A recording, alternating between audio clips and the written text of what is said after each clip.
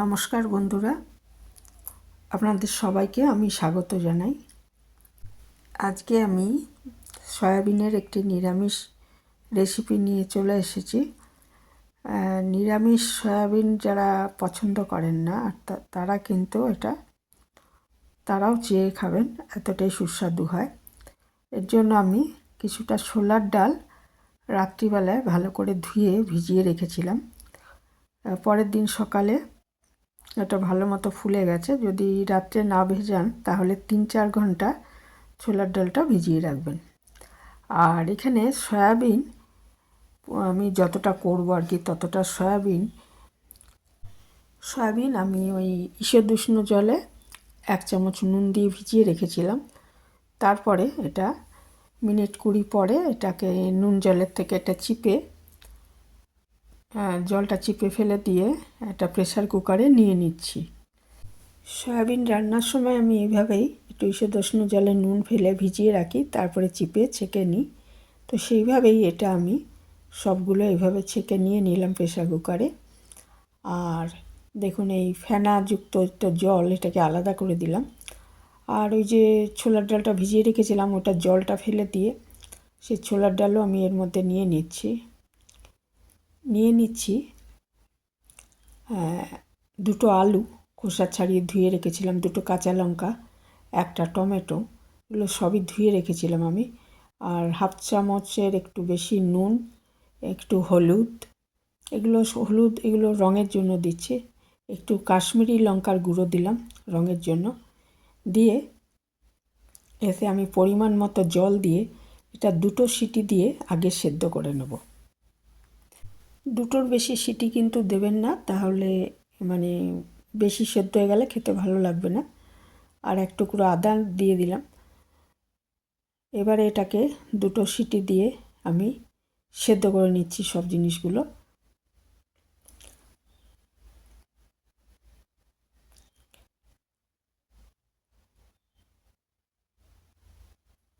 একটা সিটি পড়ে গেল, আর একটা সিটি পড়ে গেলেই আমি গ্যাসটা বন্ধ করে এটা নামিয়ে নেব প্রেসার কুকারটা এবং নিজে থেকে ঠান্ডা হতে দেব। গ্যাস বন্ধ করে দিয়েছি। এবার এটাকে নামিয়ে রেখে দিচ্ছি। তারপরে এটা নিজে থেকে ঠান্ডা হওয়ার পর দেখুন আমি একটা গামলায় ঢেলে নিয়েছি।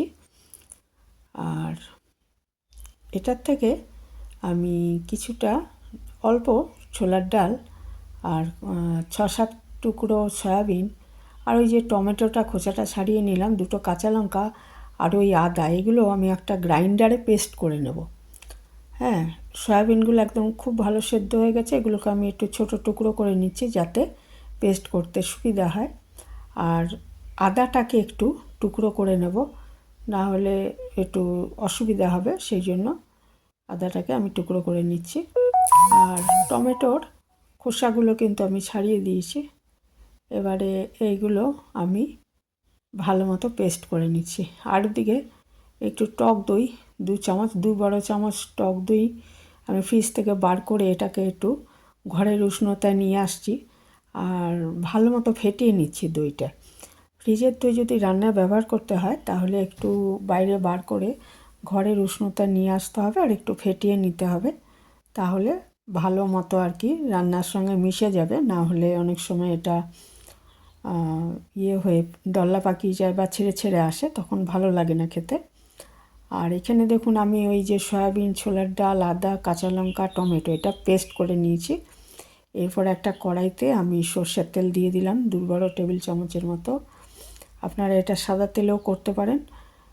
তো এবারে 2টো শুকনো লঙ্কা আর একটু জিরে, সাদা জিরে ফোড়ন দিয়ে দিচ্ছি।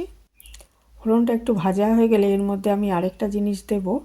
এরকম আদা দিয়ে এরকম নিরামিষ রান্নায় এরকম হিং আর কি ব্যবহার করলে খুব ভালো লাগে খেতে। তো এই যে হিং আমি দিয়ে দিচ্ছি। হিংটা দেওয়ার সময় আঁচটা কম রাখবেন আর হিংটা যেন পুড়ে না যায়, পুড়ে গেলে তিতো হয়ে যাবে। একটা ছোটো চামচের 1/2 চামচেরও কম, কারণ হিং খুবই গন্ধটা উগ্র হয়। তো এটাকে দিয়ে দিলাম। এই গন্ধটা খুবই ভালো লাগবে এরকম রান্নায়, এবং হিং কিন্তু আমাদের হজমেও সাহায্য করে, শরীরের জন্য ভালো। তারপরে আমি আঁচটা কিন্তু কমানোই আছে। এর মধ্যে আমি এই পেস্টটা দিয়ে দিলাম যেটা করেছিলাম, আর ছোলার ডাল, সয়াবিন, একটা টমেটো, আদা আর কাঁচা লঙ্কা, এটা ভালো করে পেস্ট করে নিয়েছিলাম, সেটাকে দিয়ে খুব ভালো মতো কষিয়ে নিচ্ছি। এই সময় এর মধ্যে একটু পরিমাণ মতো মিষ্টি দিয়ে দেবেন, চিনি দিয়ে দেবেন। তার কারণটা হচ্ছে যে নিরামিষ রান্না একটু দিলে ভালো লাগে। আর দিয়ে দিচ্ছি লঙ্কা গুঁড়ো, লাল লঙ্কার গুঁড়ো ঝালের জন্য, আর জিরে গুঁড়ো আমি এর মধ্যে দিয়ে দিলাম। যদি যারা ধনে গুঁড়োটাও দিতে পছন্দ করবেন তারা দিতে পারেন, অসুবিধা নেই। এটা ভালো মতো কষিয়ে নিয়ে এর মধ্যে কিন্তু আমি একটু চিনি দেবো এরপরে। চিনিটা, আর এর মধ্যে তো টক দইও ব্যবহার করব, তাছাড়াও এমনি রান্নায় আমি আরেকটু জিরে গুঁড়ো দিয়ে দিয়েছি, একটু কম মনে হলো সেই জন্য, কারণ রান্নাটা অনেকটাই করছি। একটু জিরে গুঁড়ো আর একটু লঙ্কা গুঁড়ো আমি দিয়ে দিয়েছি। দিয়ে প্রথমে লাল লঙ্কার গুঁড়ো দিয়েছি, পরে একটু কাশ্মীরি লঙ্কার গুঁড়ো দিয়েছি যাতে রং হয়। আর দিয়ে দিচ্ছি ছোট 1 চামচ চিনি, কারণ ইয়েও দেওয়া হবে, তো টক দইও দেওয়া হবে, কাজেই একটু চিনিটা না দিলে ঠিক স্বাদটা ব্যালেন্স হবে না, সেই জন্য একটু দিলাম। আর দইটা ইচ্ছে করলে নাও ব্যবহার করতে পারেন, তবে দইটা দিলে স্বাদটা বেশি ভালো হবে। দইটা আমি আগেই দেখিয়েছি যে ঘরের উষ্ণতায় এনে ফেটিয়ে রেখেছি। তাই এটার মশলাগুলো, কাঁচা গন্ধগুলো ছেড়ে গেলে এর মধ্যে আমি টক দইটা দিয়ে দেবো। ফেটানো যে টক দইটা রয়েছে এটা দিয়ে আবার ভালো মতো কষিয়ে নেব। দইটা দিয়ে কষানোর পর যখন এটা তেল ছেড়ে আসবে তখন বুঝতে হবে যে এটা একদম কষানো ঠিক হয়ে গেছে। সেই সময় এর মধ্যে ওই ইয়েটা দিয়ে দিতে হবে, মানে সেদ্ধ করে রেখেছি যে সেদ্ধ আলু আর সয়াবিন আর ছোলার ডাল, ওটা দিয়ে আবার একটু কষিয়ে নেব। কষিয়ে নেওয়ার পর এতে আমি যেরকম ঝোল রাখতে চাই সেরকমভাবে জলটা মেশাবো। জল যদি গরম জল মেশান তাহলে সবচেয়ে ভালো হয়।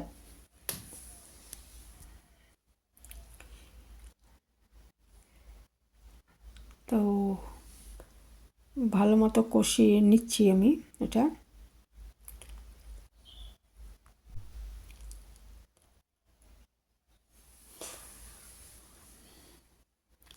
কষানো হয়েই এসছে প্রায়।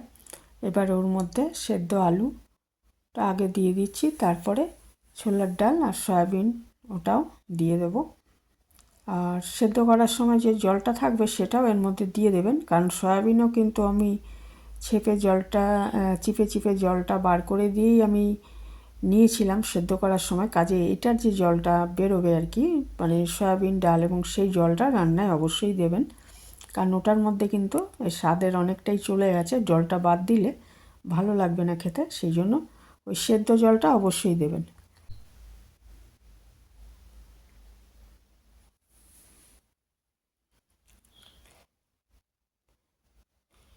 এবার আমি ওই সব তো জিনিসগুলো, প্রথমে আলু এবং পরে ছোলার ডাল আর সয়াবিন, এগুলো দিয়ে ভালো মতো কষিয়ে নিচ্ছি।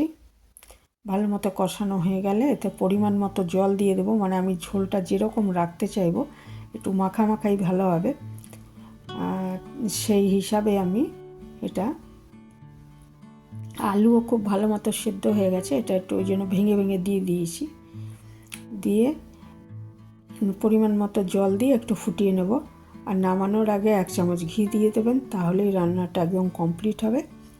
এর মধ্যে কোনো গরম মশলা দেওয়ার প্রয়োজন নেই, কারণ হিং দেওয়া হয়েছে, ওর মধ্যে ঠিক ভালো লাগবে না গরম মশলা, তো ভীষণই ভালো হয় খেতে। আমি সেদ্ধ করার সময় কিছুটা নুন দিয়েছিলাম, আবারও একটু নুন এর মধ্যে দিয়ে দিলাম, কারণ নুনটা একটু না হলে একটু কম মনে হচ্ছিল, সেই জন্য আমি আবার একটু নুন দিয়ে এটাকে ভালো মতো ফুটে উঠলেই এটা রেডি হয়ে যাবে। আর নামানোর আগে অবশ্যই 1 চামচ ঘি দেবেন, তাহলে স্বাদটা বেড়ে যাবে। আর এটা ভাতের সঙ্গে যেমন ভালো লাগবে, রুটি পরোটার সাথেও কিন্তু এটা খেতে খুব ভালো হয়। তো যারা এইভাবে কখনো বানাননি তারা বানিয়ে দেখতে পারেন, খুবই ভালো রেসিপি একটা। ঘিটা দিয়ে দিলাম, আমার এটা একদমই রেডি। রান্নাটা একদমই রেডি হয়ে গেছে, ঘিটা ভালো মতো মিশিয়ে দিচ্ছি।